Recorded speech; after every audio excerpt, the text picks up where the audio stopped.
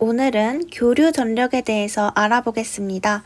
교류 전력은 이렇게 크게 세 가지로 나뉘는데요. 피상 전력은 교류 회로에서 전압과 전류의 곱으로 계산이 되고 전력의 전체 크기를 나타내요. V는 IZ라고 했을 때 이거를 응용해서 이런 관계가 나오는 거죠.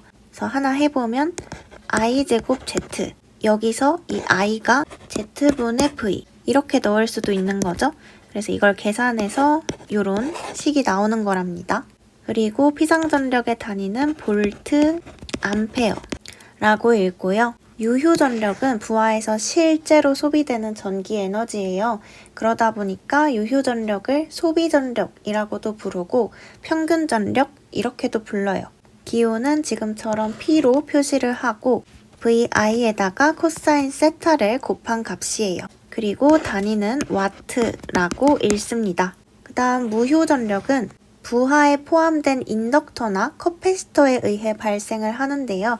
인덕터와 커패시터는 전력을 소비하지 않고 에너지를 저장했다가 방출하는 특성을 갖고 있어요. 그리고 기호는 리액티브 전력이라고 해서 PR 이렇게 표시를 하는데 이 PR 말고도 Q 이것도 굉장히 자주 쓴답니다. 그리고 무효 전력은 코사인 세타가 아니라 사인 세타를 곱해주는 거고 단위는 바예요.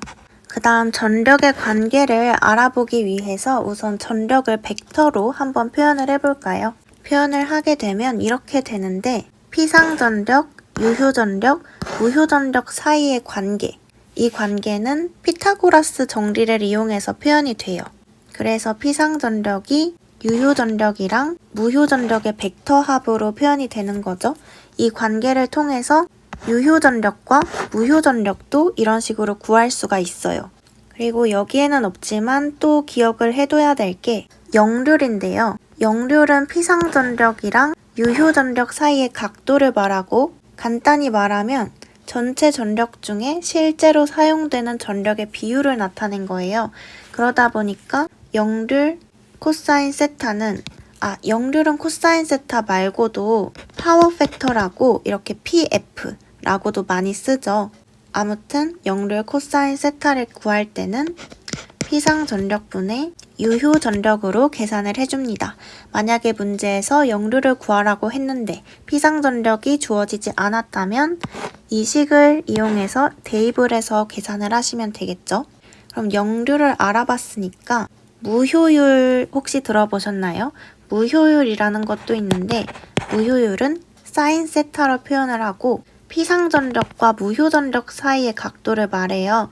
그래서 피상전력분의 무효전력 이렇게 표현을 합니다. 이 역률이랑 무효율은 비율이기 때문에 단위가 없다는 점도 알고 계시면 좋겠어요. 그 다음 복소전력.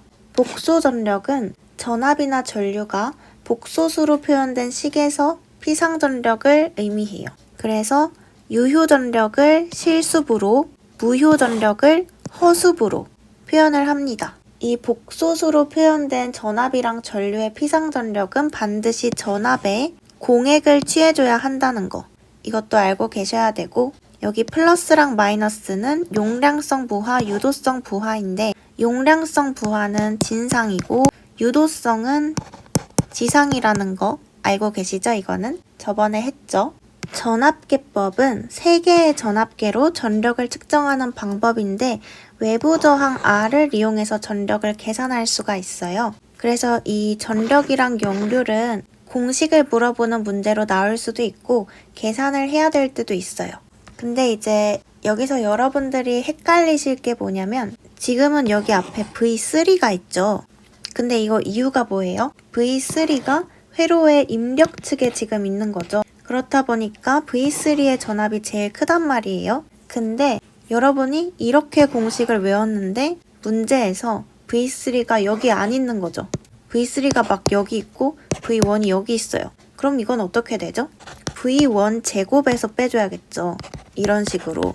이런 것도 헷갈리시면 안 된다는 점. 그 전류계법도 똑같은데 전류계법은 3개의 전류계로 전력을 측정하는 거죠. 그래서 여기서도 전력과 역률의 공식을 암기해줘야 되고 전압계법에서는 2R분의 1이었는데 전류계법에서는 2분의 R이죠. 이거는 전압계법에서는 P는 R분의 V제곱의 원리를 사용했기 때문이고 전류계법에서는 P는 I제곱 R의 원리를 사용해서 그래요.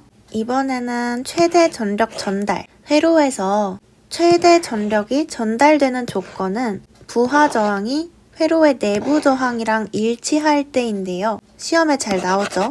그리고 최대 전력, 이 공식도 암기를 해주셔야 돼요. 이것도 공식으로 물어볼 때도 있고 계산 중에 이용될 때도 있어요. 공식으로 나왔는데 틀리면 너무 아쉬우니까 진짜 이 4라도 외워둡시다. 분모에 4가 있다. 그리고 임피던스 회로에서 최대 전력 전달 조건은 부하 임피던스가 내부 임피던스의 공액 복소수일 경우예요. 그냥 끝내기 아쉬워서 문제를 한번 가져와 봤는데 한번 같이 읽어볼게요. 내부 임피던스가 0.3 플러스 제2이옴인 발전기니까 ZG로 표현을 합시다. 임피던스가 1.7 플러스 제2,3인 선로를 연결했대요. 그래서 전력을 공급하는데 부하 임피던스가 몇 옴일 때 부하에 최대 전력이 전달이 되냐. 이때는 이 발전기와 선로의 직렬합성 내부 임피던스를 구해야 돼요. 그러면 이 두 개를 더하면 되겠죠. 더하면 2 플러스 제2,5옴. 근데 아까 저희가 배웠죠. 임피던스 회로에서는 최대 전력 전달 조건이 부하 임피던스가 내부 임피던스의 공액 복소수일 경우라는 거. 그러면 부하 임피던스는 내부 임피던스의 이 공액을 취해줘야 되죠. 그래서 이 플러스가 아니라 이 마이너스 제2,5옴. 이게 정답이 된다. 오늘은 여기까지입니다.